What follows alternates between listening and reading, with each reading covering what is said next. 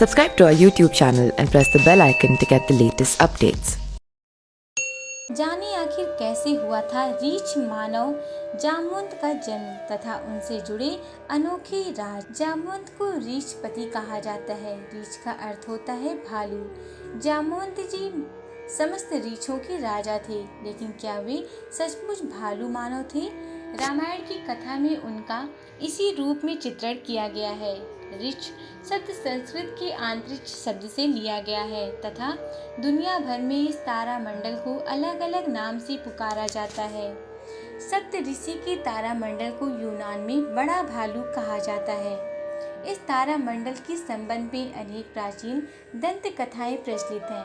पुराणों में जामवंत जी के विषय में कहा जाता है कि उनकी मानसिक शक्ति तथा स्मरण शक्ति बहुत अधिक थी। उन्हें वेद एवं उपनिषद कंठस्थ याद थे। वे सदैव कुछ न कुछ शिक्षा ग्रहण करते थे तथा उनके स्वाध्याय के कारण ही उन्हें लंबी आयु प्राप्त हुई थी।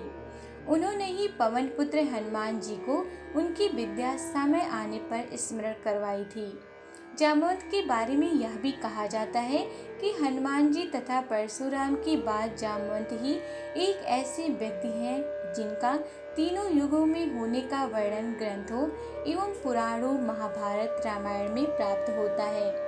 ऐसी मान्यता है कि परशुराम जी आज भी धरती में सशरीर विद्यमान हैं। जामवंत जी की आयु हनुमान जी और परशुराम से भी अधिक मानी जाती है।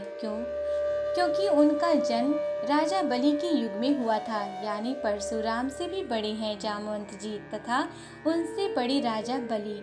आइए जानें कि आखिर जामवंत जी रीछ थे या मानव। आखिर कौन थे उनके माता पिता और कैसे हुआ था उनका जन्म। हमारे धर्म ग्रंथ में अधिकतर देवताओं के पुत्र के जन्म का वर्णन मिलता है, जैसे सूर्य पुत्र, इंद्र पुत्र, पवन पुत्र, वरुण पुत्र आदि। हनुमान जी तथा भीम को पवन पुत्र कहा गया है। इसी तरह पुराणों में जामवंत जी को अग्नि पुत्र कहा गया है। जामवंत जी की माता गंधर्व थी। वहीं एक दूसरी मान्यता के अनुसार जब ब्रह्मदेव सृष्टि का निर्माण कर रहे थे, तब उन्होंने एक ऐसा रीछ का निर्माण किया जो 2 टांगों से चल सकता था तथा वह मनुष्य के साथ संवाद भी कर सकता है। पुराणों के अनुसार वानर एवं मनुष्य में रीछ जनजाति को अधिक विकसित माना जाता था। कहा जाता है जब देवासुर संग्राम चल रहा था, तब देवताओं की रक्षा के लिए अग्निदेव के पुत्र जामवंत जी का जन्म हुआ तथा उनकी माता एक गंधर्व थी। जामवंत जी ने अपनी आंखों से भगवान विष्णु की वामन अवतार को अवतरित होते देखा।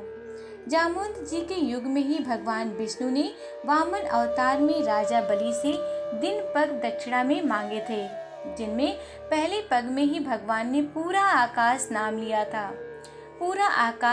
लिया था तथा दूसरे पग में उन्होंने पूरी धरती नाप ली थी तथा तीसरे पग के समय राजा बलि ने अपना सर उनके पैरों के नीचे रख दिया। वामन अवतार में जामवंत जी अपनी युवावस्था में थे। जब त्रेता युग आया तो वे थोड़े से बूढ़े हो चले थे। त्रेता युग में जामवंत जी ने भगवान श्री राम की सेना के साथ मिलकर उनकी रावण के विरुद्ध युद्ध में मदद की थी। जामवंत जी भगवान श्री राम की वानर सेना के प्रमुख सेनापति थे। जामवंत जी में इतना सामर्थ्य था कि वह लंका में जाने से पहले मार्ग में पड़ने वाले विशाल समुद्र को आसानी से लांघ सकते थे, परंतु अपनी वृद्धावस्था होने के कारण उन्होंने हनुमान जी से समुद्र को लांघने के लिए कहा था।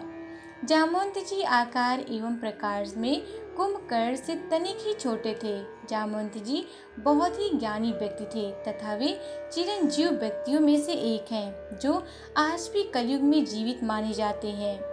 जामवंत जी के बारे में कथा के अनुसार जब राम रावण से युद्ध करने के पश्चात वापस अयोध्या जा रहे थे, तो जामवंत जी ने श्री राम को युद्ध की चुनौती दी थी। तब श्री राम ने उन्हें अपने अगले अवतार में उनकी मनोकामना पूरी करने का वरदान दिया था। इसी वरदान के फलस्वरूप जब भगवान विष्णु ने जब श्री कृष्ण अवतार लिया, तब जामवंत जी के साथ उन्होंने 27 दिन तक युद्ध किया था। Subscribe to our YouTube channel and press the bell icon to get the latest updates.